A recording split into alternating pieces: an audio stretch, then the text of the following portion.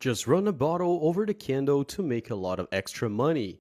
Glass cups manufacturers don't want you to know this. For this simple hack, we're gonna use a glass bottle. The model size and shape is totally up to you. After choosing the bottle, we're also gonna need a piece of wire. Make sure to use a thinner and more elastic one.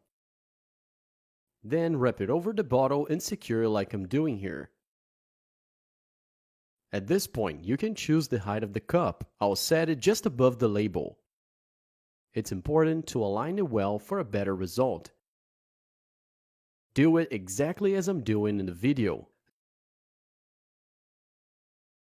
Next, trim off any excess with the help of the pliers. And, using the same pliers, go ahead and finish tightening it. This is how it's gonna look like.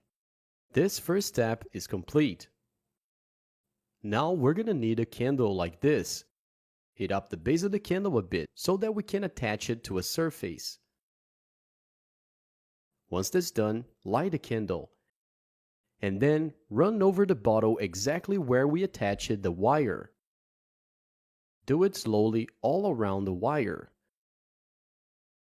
Some people waste their money not knowing they can make this at home. They just go ahead and throw away the bottles because they don't know about this tip. You can use it to decorate your home or even to make some extra cash. Since the process is pretty simple, you don't need to invest much. So, after making a few turns, all you gotta do is dip the bottle in a container with water. And see how amazing this is. Due to the rapid temperature change, the so-called thermal shock occurs, cutting the bottle precisely. And with this cutting process, we just made a beautiful glass. But before using it, we need to remove the burrs. For this, use sandpaper. Spray a little water and then sand the edge of the glass.